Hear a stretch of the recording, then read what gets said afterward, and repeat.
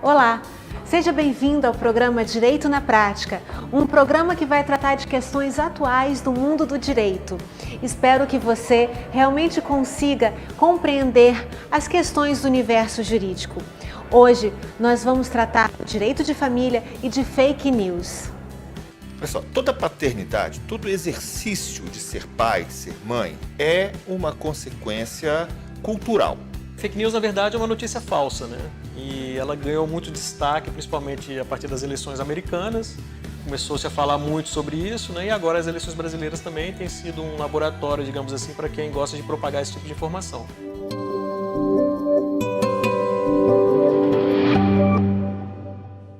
Eu estou aqui com o Dr. José Eduardo, especialista em Direito de Família, professor universitário. Doutor, muito obrigada pela presença. É um prazer estar aqui, tá? Doutor, o direito de família, ele mudou muito nos últimos anos. O vocabulário mudou muito. Nós temos palavras que misturam dois termos e formam uma nova palavra. A multiparentalidade, por exemplo. O que é a multiparentalidade? Vamos lá. Primeira coisa que a gente tem que ter em mente, a gente só pode falar mesmo de um direito de família, das famílias, a partir da Constituição de 88. Porque até então, até 1977, para ser mais exato, nós vivíamos sobre a égide de um casamento indissolúvel, onde as pessoas só formavam família a partir de uma relação matrimonial e não se separavam, não se divorciavam. E assim mesmo, quando chegou a entrar em vigor a lei do divórcio, era um caos para se separar. Você precisava de imputar ao outro a culpa pelo término da relação, como se fosse possível você dizer que uma só pessoa ocasionou o fim de um relacionamento afetivo. Mas a partir da Constituição de 88, isso mudou e possibilitou um rearranjo nas famílias. E aí nós começamos a perceber, por exemplo, realidades que até então nós não enxergávamos, mas que já existiam. Então, quando eu falo de multiparentalidade, eu estou admitindo, por exemplo, que uma pessoa possa ter simultaneamente mais de um pai ou mais de uma mãe.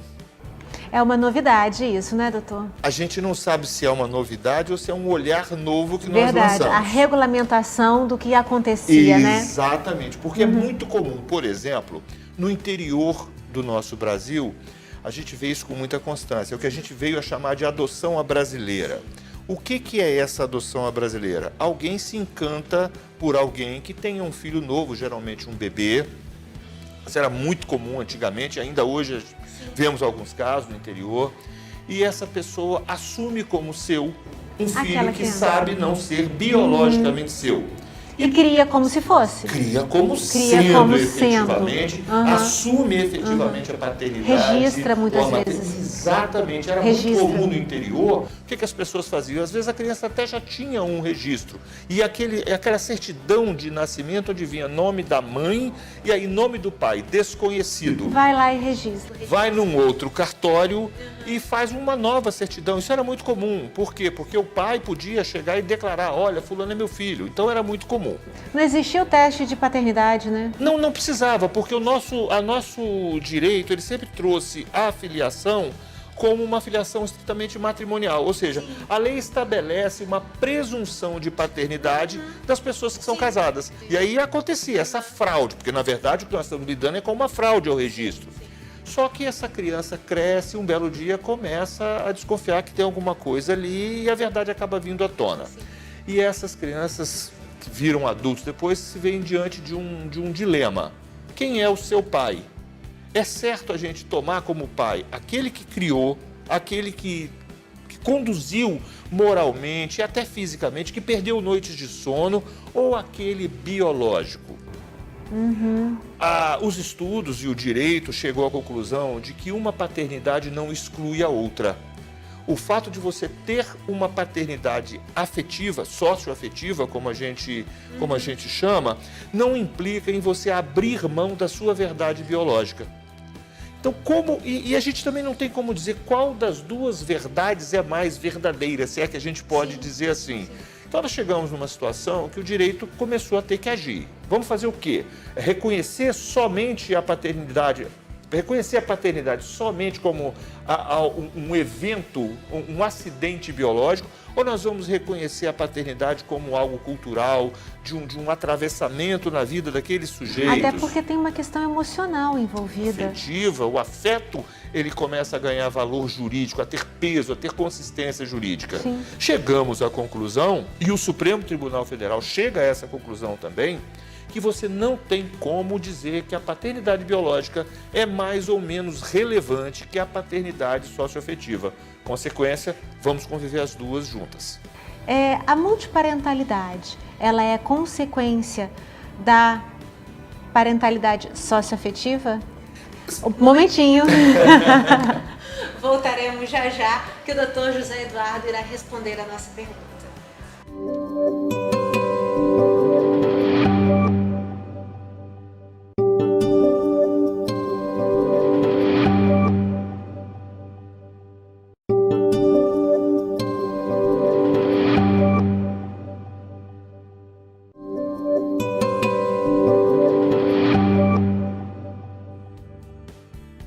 Já estamos de volta e estamos tratando de direito de família com o Dr. José Eduardo, que vai agora nos responder a pergunta do bloco anterior.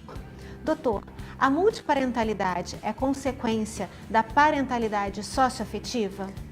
Pessoal, toda paternidade, todo exercício de ser pai, de ser mãe, é uma consequência cultural. Às vezes acontece junto, concomitantemente, com um evento biológico.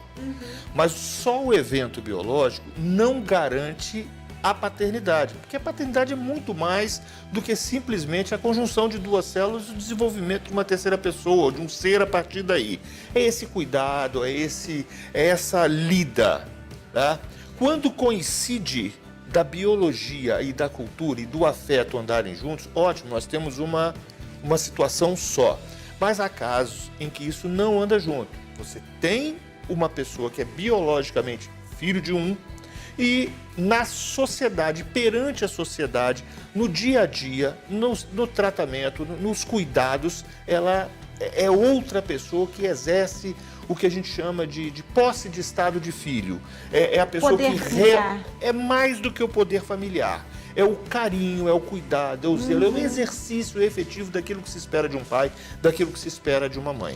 A multiparentalidade surgiria quando alguém que tem um dos dois, ou o ponto biológico ou o ponto afetivo, quer ter direito a uma identidade socioafetiva e a uma identidade biológica também, sem que uma elimine a outra. Aí nós temos o multi, a conjunção de mais de um. Aí surge a possibilidade de ter dois pais ou duas mães. Exatamente. E note bem, no campo da certidão, não é, do registro civil, nós não encontramos mais nome do pai e nome da mãe. O campo hoje em dia é filiação. É recente essa novidade. É recente. O que nos permite tratar desse assunto de uma forma um pouco mais até humanizada. Sim. Né? Eu não tenho mais que humilhar ninguém quando eu pego uma certidão e digo pai desconhecido. Sim. A realidade existe, casais formados por pessoas do mesmo sexo podem, por exemplo, adotar. E aí como é que você vai dizer qual é o pai, qual é a mãe, se as duas são do mesmo gênero? Exatamente, é uma questão constrangedora. Não tem condição. Nós temos que dar dignidade desde o nascimento, desde o registro civil daquela pessoa. Então você tem essas situações quando um não quer abrir mão do outro. Agora, quando a gente fala das consequências disso, são as mais variadas possíveis. Né?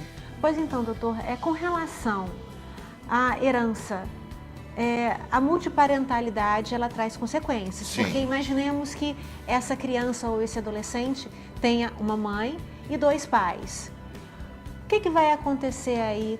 Vai ser duplamente ou triplamente ou quadruplamente herdeiro. Não tem diferença nenhuma. A Constituição é textual quando proíbe a distinção entre filhos. Mas isso é somente se houver o registro. Se houver se o não registro, houver o reconhecimento para os fins de direito daquela situação. Então as pessoas têm que buscar. Falando do reconhecimento da paternidade socioafetiva, é possível um reconhecimento póstumo? Sim, mesmo depois da morte de um dos supostos, ou supostos não, um dos pais, ou mães, é possível sim.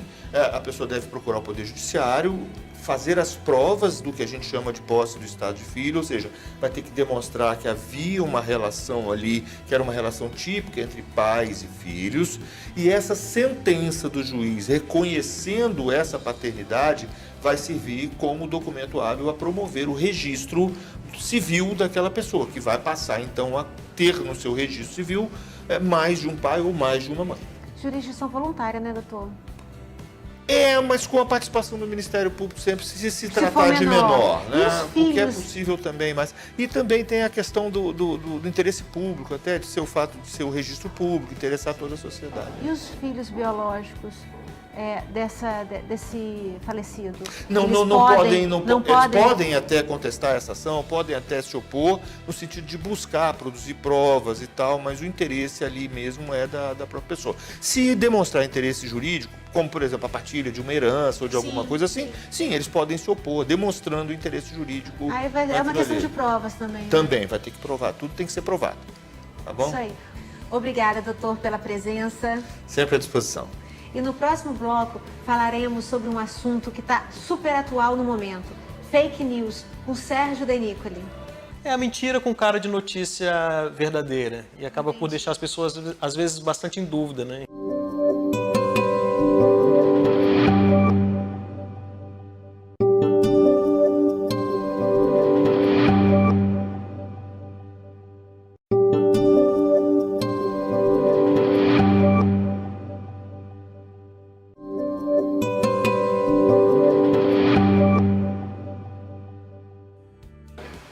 Estamos de volta e para falar de fake news eu recebo Sérgio Denicoli, pós-doutor em comunicação digital. Sérgio, muito obrigada por ter vindo. Obrigado, Patrícia. Agradeço muito a oportunidade de estar aqui falando com você e com seus telespectadores. Eu que agradeço. E para começar, eu gostaria que você esclarecesse para o público o que é fake news. Fake news, na verdade, é uma notícia falsa, né? E ela ganhou muito destaque, principalmente a partir das eleições americanas. Começou-se a falar muito sobre isso, né? E agora as eleições brasileiras também têm sido um laboratório, digamos assim, para quem gosta de propagar esse tipo de informação. Mentira. É a mentira com cara de notícia verdadeira e acaba por deixar as pessoas, às vezes, bastante em dúvida, né, em relação à veracidade daquilo. Pega-se uma oportunidade, pega-se uma situação e muda alguns pontinhos naquilo e transforma numa notícia? Às vezes cria-se realmente uma situação completamente nova, né? Na verdade, a fake news ela é direcionada para públicos que tendem a acreditar naquele assunto, que não vão questionar muito aquela informação, que acabam por compartilhar aquele tema com os amigos, enfim, pelo WhatsApp, pelo Facebook, e isso acaba por se disseminar e gera um grande problema, né? Porque sendo uma notícia falsa, ela depois tem que ser rebatida. Se ela não for rebatida, aquilo acaba por passar como algo real. Foi através da internet que a fake news veio à tona? Na verdade não, né? Nós podemos dizer que sempre existiram notícias falsas. Principalmente em períodos eleitorais. Isso é muito comum, desde muito tempo, sempre houve fofoca, sempre houve jornais apócrifos que difundiam esse tipo de informação, só que com a internet ela ganha uma velocidade muito grande de difusão e uma capacidade também muito grande para ela ser expandida e levada para muitas pessoas, né? Então acaba por realmente criar realidades paralelas, narrativas que não têm a ver com a realidade. E como é que está a questão legal para coibir a fake news? Veja bem, nós temos um problema muito sério, que é o quê? A internet é algo global e as leis são domésticas, são nacionais, né? Muitas delas. Então isso tem sido discutido em esferas internacionais, a ONU tem feito isso de forma bastante incisiva, só que sempre envolvendo todos os atores ligados a esse tipo de informação, como as empresas, por exemplo, onde essas fake news são difundidas, como Facebook, enfim, Twitter e outras mais. Né? Então é muito difícil chegar a um consenso. A ONU, quando dita alguma norma, que são normas que são orientações, na verdade, para que os países possam adotar ou não, ela coloca algo que é realmente muito raso, né? Porque as empresas não querem ser regulamentadas. Elas defendem uma autorregulamentação, elas não querem que a legislação interfira nessas empresas. Então isso acaba por ser muito difícil fazer de uma forma global. O Brasil tentou, de certa forma, né, fazer uma regulamentação da internet, inclusive foi a primeira do mundo, foi o Marco Civil da internet, só que a legislação ainda é muito fraca, ela não tem jurisprudência. Então, essas grandes empresas, elas têm uma regulamentação própria e existe a regulamentação nacional. Nós aqui no Brasil somos os primeiros. Há algum conflito entre essas normas? Há um conflito, porque as empresas elas realmente não querem que os estados regularizem. Quando a internet surgiu, a web surge em Só que, 1900. na verdade, não existe não querer, né? Mas elas têm conseguido, de certa forma, um êxito, né? Tanto que se a justiça pedir ao Facebook para quebrar o sigilo de algum perfil, por exemplo, Só através de decisão judicial no país onde há a sede do Facebook. Então tem que mesmo? ser na Irlanda ou nos Estados Unidos, onde eles estão. O Marco Civil da Internet, ele propunha que os dados dos brasileiros ficassem em data centers no Brasil. Porque aí facilita. Facilita, só que isso não foi aprovado. Ah. Então nossos dados continuam fora do país. Então há uma questão aí. E aí o acesso ao judiciário acaba não existindo, né? Exatamente. Porque se você precisa de que um dado seu seja preservado ou de que seja Elucidado alguma informação. alguma né? informação, exatamente, tem que entrar com um processo fora do país e o custo, aí a pessoa acaba desistindo. Exatamente.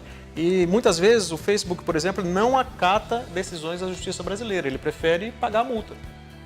Porque é uma empresa que tem um capital, recursos muito grandes, então ele prefere paga a multa e deixa lá esses perfis. Agora, isso tem mudado um pouco, porque essa empresa, por exemplo, ela tem ficado sob a ótica mundial, porque as pessoas têm utilizado essa plataforma para mudar as realidades, né, eleitorais, por exemplo. Aconteceu no Brexit, por exemplo, na saída do Reino Unido da União Europeia, aconteceu nas eleições norte-americanas, tem acontecido no Brasil, né, algo que tem se falado muito neste pleito. Então a empresa acaba por ficar um pouco receosa, porque tem ações na bolsa e aquilo acaba por desvalorizar o próprio valor da empresa. Mas quando a web surgiu em 1989, depois ela acabou por se expandir nos anos 90, a web, na verdade, nada mais é do que uma linguagem que foi desenvolvida para os computadores e todos os computadores do mundo, digamos assim, passaram a adotar essa linguagem e puderam se comunicar. Então, por isso que nós conseguimos falar de internet com o mundo inteiro, porque eles utilizam essa linguagem, que é a web. Então, quando ela surgiu, havia uma ideia que a internet seria um terreno muito livre, né, de liberdade, onde as pessoas pudessem realmente atuar, se expressar. A imprensa era muito mal vista, né, como havia uma ideia em torno da imprensa de que ela tinha tendências, então na internet isso não aconteceria.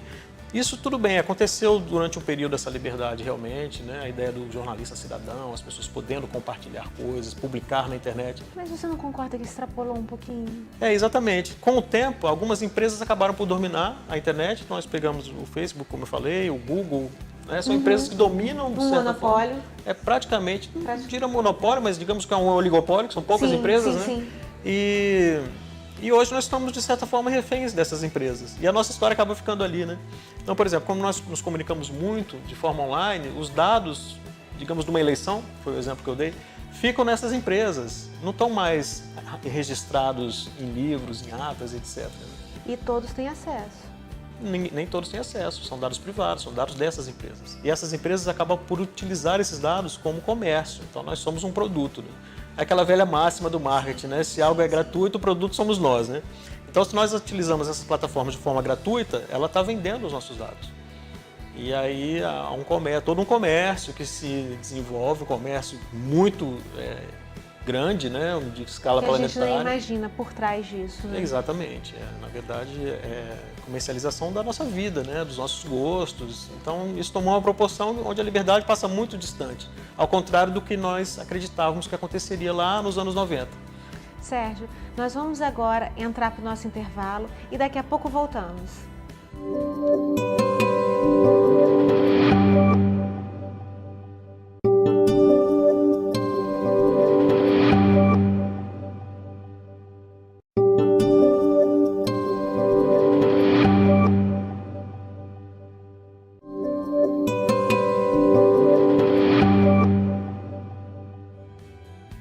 Estamos de volta com Sérgio Denícoli e eu sou Patrícia Botti e estamos falando de fake news. Sérgio, a internet ela é muito libertadora, ela é muito livre. Por que regular a internet, então? Então, essa ideia de liberdade, como eu falei anteriormente, ela realmente fazia parte do que nós acreditávamos ser a internet, né? Com o tempo, vimos que não é bem assim. E a primeira ideia de regulação, de regulamentação e regulação do que circula na internet, veio da proteção às crianças, né? Porque, veja bem, as crianças, de um determinado momento do mundo, dividiu-se em faixas etárias e colocou-se essas crianças para estudarem apenas com colegas da mesma idade deles, né? Apenas o professor era uma pessoa mais adulta e isso acabou por proteger um pouco as crianças. Na internet, nós voltamos no tempo, antes dessa era, e misturamos tudo.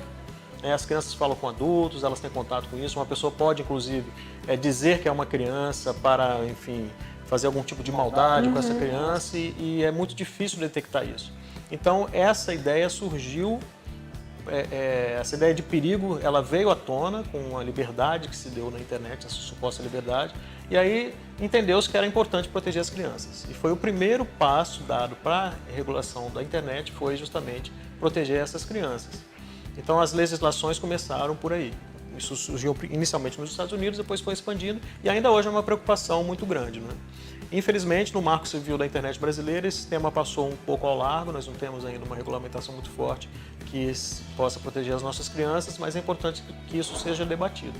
E essa regulamentação vai limitar o uso de alguma forma? Não, de forma alguma. Isso não limita, isso organiza, né? Isso impede que crimes sejam cometidos, isso possibilita que pessoas sejam processadas e condenadas se elas cometerem algum tipo de abuso, evita o bullying, por exemplo, eletrônico, que é uma coisa muito comum, né? Pessoas que são expostas na internet contra a própria vontade delas, vídeos que vazam, por exemplo, enfim, é uma série de crimes que são cometidos, são crimes novos, né? Mas aí você entra naquela seara que para eu obter um dado, eu tenho que entrar num processo na sede da empresa. Muitas vezes sim, mas muitas vezes isso fica explícito. Quando é um dado fake, por exemplo, é preciso que a empresa nos libere esse dado, pelo menos por enquanto. Mas se é uma pessoa que nós sabemos que começou a difundir um determinado tema, é claro que ela pode ser identificada pela justiça, né? Sem a necessidade de pedir que o sigilo seja quebrado. Entendi.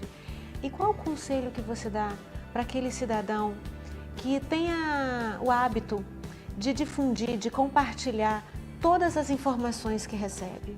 Eu acho que, em primeiro lugar, saber qual é a fonte. Buscar uma fonte de credibilidade. Se é um jornal de credibilidade.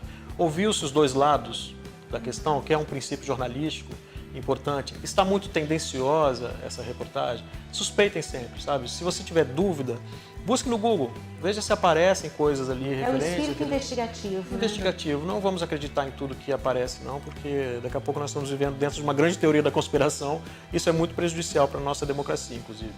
Em termos práticos, vai haver alguma mudança? Olha, eu espero que sim, Patrícia. Por enquanto as coisas estão muito soltas ainda, né? Mas já tem mudanças ocasionadas por questões que circulam na internet, que são falsas, por exemplo, que levam a uma ação e modificam até um resultado de uma eleição, por exemplo. Então eu espero que isso aconteça de uma forma muito efetiva por parte da justiça para evitar justamente essa interferência negativa da internet e fazer com que a gente fique só com a parte boa, né?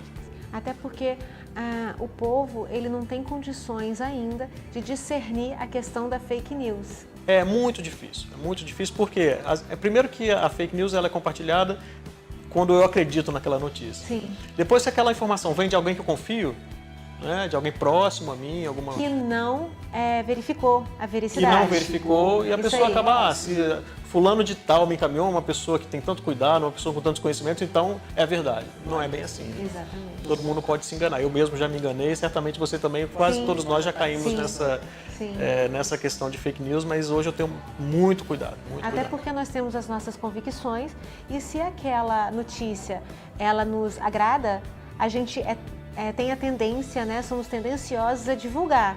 Exatamente. E acabamos caindo na armadilha, né? É exatamente assim que acontece. Sérgio, muito obrigada. Eu que agradeço, Patrícia. Foi um prazer falar com você e com quem nos assiste.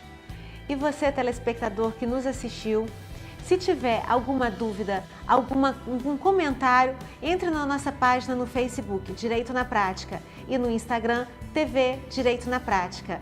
Muito obrigada e até o nosso próximo programa.